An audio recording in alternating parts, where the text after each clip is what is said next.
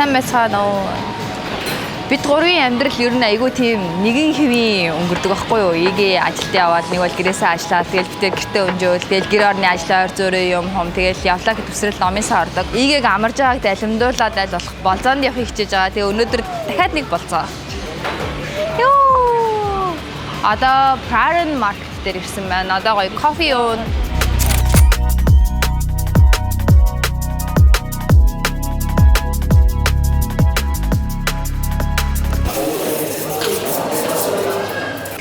Long black.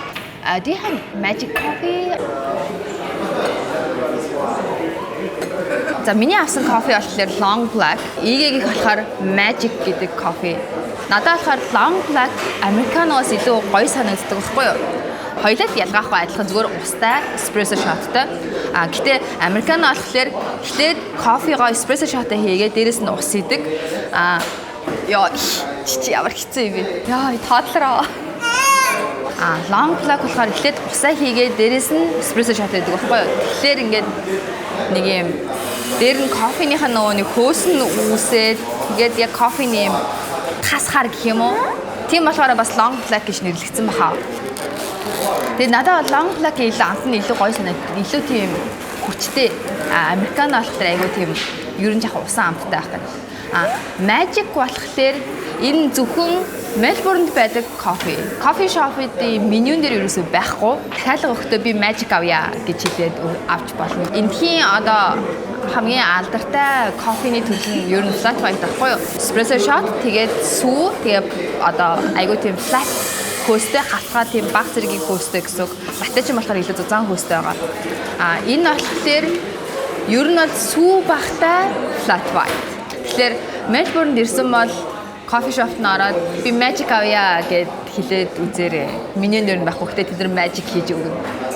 Тэгээд бид гурийн одоо байгаа газар болохоор Market Lane Coffee гэд ер нь тийм сүлжээ маягийн local яг одоо Мельбурний кофе шоп гоё.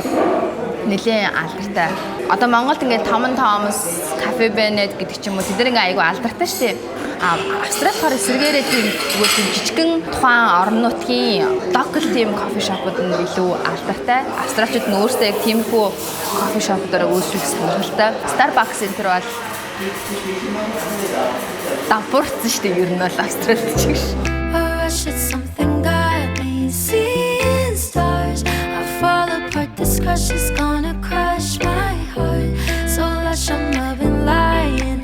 Сая Ариагийн чихийг нь цоолголаад ёо тэргээр нэг уйлаа майлан боллоо. Ер нь гадны улсуудад анзаараад хахад октоодын чихийг аягүй жоохон цоолчд юм бэлээ. Миний туршлагаас харахаар би чинь за 6 7 тоо дэйлүүдээ нөгөө нэг харандагаар цоолуулж ирсэн за. Тэгээ бүр ингэж амар өвдөөд идэхгүй удаад тэгээ дээрэс нь том хөлт болохоор чихээ ингэж оролцоор агаад баалуулаад одоо хүртэл ингэ надаа эмэг зүхэд амар төгтөөдөг байхгүй юу? Одоо бол би ингэ том эмэг зүүж чаддаггүй. Ерөөсөө эмэг юу н зүүж чаддаггүй. Унтахад юм төвөг болдог юм жижигхэн эмэг зүгээд бүр ингэ эмэг гэдэг юмны талаар зүр мартцсан заяа. Тэгээд сая Ариагийн чихийг цоолуулсан. Жохон байхад нь цоолчихлаар амар амархан идэгдэг гэсэн. Тийм учраас том болоод начиг тэгж зовхгүй гэсэн үг. Starbucks Австралид фейлцэн гэдгсэн шүү дээ. Ер нь бол яваагүй. Яагаад вэ гэхээр энэ нэг сурж байхдаа үзчихсэн бас нэг сонирхолтой кейс байхгүй юу? Австралчин англиар ярьдаг улс. Тэгэхээр ингээд Австралид байгаа юмч тэр ингээд Америкт байгаа, Англид байгаа юмнууд ч тэр ингээд англиар ярьдаг орнууд руу ингээд галс нөгөө нэг тэлээ зах зээлээ өргөжлүүлээд явах ер нь сонирхолтой байдаг брэндүүд. Хичнээн нэг хэлтэй ч гэсэн ингээд соёлын жижигэн ингээд ялгаанаас болоод тэр нэг айгу төвхтэй байдаг. Starbucks бол одоо дэлхийн хамгийн лаг брэндүүдийн нэг штэ. Тэгээд Австралид орж ирэнгүүтээ бүр ингээд Австралийн хотуудад мангар олон салбарууд зэрэг нээгээд гисэн чинь ашигтай ажиллаж чадаагүй. Нэлээд олон жил алдагдaltaй ажилласны дараагаас салбаруудаа ихнээс нь хаасан байхгүй. Тэгээ одоо айгүй цөөхөн салбартай. Перт жишээлх юм бол Starbucks нэг салбар байдаггүй. Энд одоо том хотууд нь айгүй цөөхөн салбарууд нэдэг. Гэсэн чинь тэр шалтгаан нь болсон чинь Австралиудын уудаг кофенууд ер нь бол айгүй тийм чихэрлэг амт багтай. Одоо яг ингийн нөгөө нэг long black, flat white, эсвэл cappuccino л уудаг хүмүүс ахгүй юу. Тэгээд Starbucks болохоор айгүй тийм American гэх юм уу. Айгүй тийм чихэрлэг нөгөө нэг сироп ихтэй том юм савлгаатай амттай уух юм уу та. Тэгээд тэр нь яг австралиудын кофе уудаг соёлоос зөрөөд хүмүүс бол тэрийг тэгж автар хүлээж аваагүй. Тэгээд нэлээд удаан Baby, I should know better. Should keep it all together, but I won't. Hanging on to it be better. You're telling me forever. I lose it. энэ дэр өөр нэр бичсэн байхгүй Donna гэд. Гэтэ Starbucks дээр би ингээд зөв нэр бичнэ гэж хүлээн гэдэг бас амар утгагүй байхгүй. Starbucks чи яг нэрийг дандаа буруу бичдээр алдчихсан шүү дээ. Iced strawberry matcha latte. Ишээ matcha mocha биш matcha latte.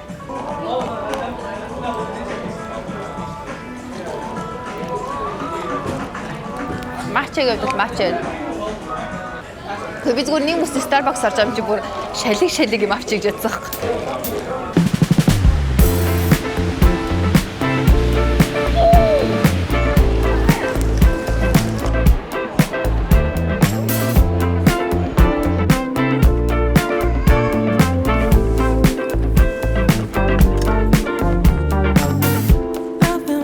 End of this story шүү.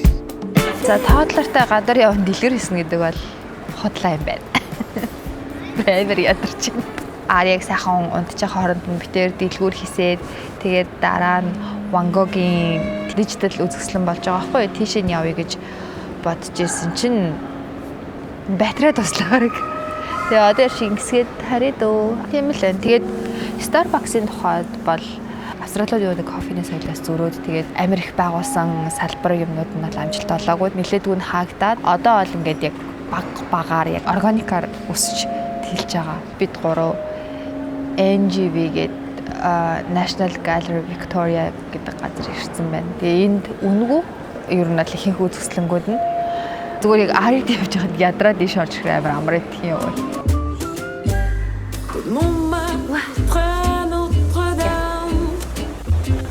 Monde entier sommeille. Un premier rayon de soleil illumine les quais de Seine. Une pause, café crème. Тэгээ миний бүр өмнөх бичлүүдийг үзчихсэн бол бид хоёрыг угаасаа гэртээ кофе хийж уудгийг мэдж байгаа ах. Мэдгүй бол бид тэр гэртээ кофе хийж уудаг. Les bistrots, les cafés. On n'en finit pas de flâner. C'est le Paris cinéma. C'est lui qu'on aime, toi et moi. De l'île de la Cité à Saint-Germain-des-Prés, un monde entier sommeil. Гэртээ кофе бэлтгэдэг янз янзын аргууд байгаа шүү дээ. Mocha гэдэг ч юм уу, French press тэгээд одоо энэ hand drip гэдэг. Эндээрээс бидэрт хамгийн их таалагдж байгаа нь hand drip. Сүүлд бас AeroPress уугаад маш их таалагдсан. Ялангуяа ганцаархнаа кофе ууж байгаа ч юм уу эсвэл ийш тийшээ явж байгаа тохиолдолд, аялж байгаа тохиолдолд авч явхад амар юм байлээ. Иймэрхүү кетл метл чирж явахгүй гэсэн үг. Бид тэр одоо энийг Монгол руу явахдаа чимдандыг аваа шүү дээ. За тэгээ бичлэгийг маань үзсэнд баярлалаа. Баяр таа. Баа.